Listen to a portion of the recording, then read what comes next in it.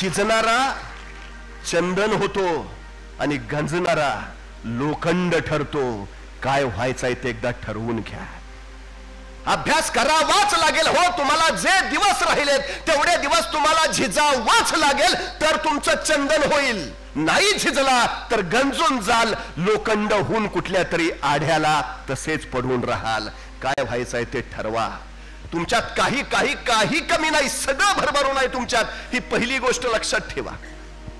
आता काही लोकांना वाटतं, काही मला एक गोष्ट आणखी सातत्यानं सांगायचं आहे, मी वारंवार सांगतो, सबसे बडा रोग क्या कहेंगे लोग.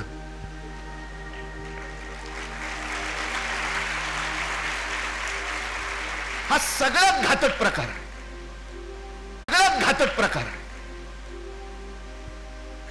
प्रत्येक गोष्टीला आमच्या डोक्यात एकच प्रश्न, मग लोक काय म्हणतील.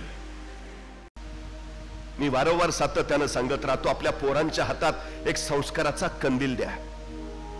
त्याच्या पावलापुरता प्रकाश त्याला मिळेल. आणि मग त्याला सांगा की तुझ्या पावलापुरता प्रकाश मी तुला दिलाय, आता तुझी वाट तू चाल.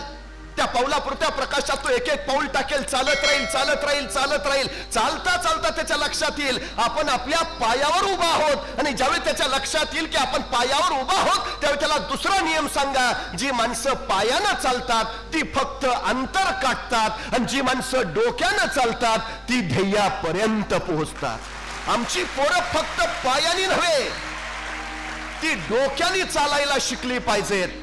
आणि ज्यावेळी आमची मुलं डोक्यानी चालायला शिकतील, त्यावेळी त्यांना तिसरा नियम सांगा, आपल्या डोक्यात आणि आपल्या शेतात काय पिकतं याच्यापेक्षा बाजारात काय विकतं हे ज्याला कळतं तो जगाच्या बाजारपेठेत उभा राहतो. तुम्हाला जगाच्या बाजारपेठेत उभा राहायचं असेल तर आपल्या डोक्यात आणि शेतात नाही, तर जगाच्या बाजारपेठेत काय विकतं याच्यावर लक्ष द्यावं लागेल.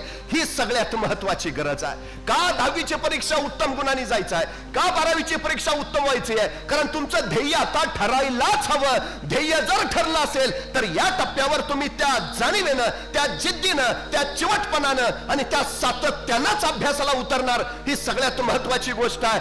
10वी 12वीला सामोरं जाताना भविष्यात काय करायचं आहे हे जर तुमचं स्पष्ट नसेल तर तुम्ही आता यश मिळवू शकत नाही. ही गोष्ट प्रामुख्यानं लक्षात ठेवा. मला कुठं जायचं आहे, मला मुंबईला जायचं आहे. मुंबई हे माझं जर ध्येय असेल तर मी विचार करतो रस्ता कुठला निवडायला हवा, तो रस्ता सोपा कुठला आहे, मला लवकर कुठल्या रस्त्याने जाता येईल. रस्ता ठरला की मग वाहन कुठलं निवडायचं याच्यावर विचार करता येईल.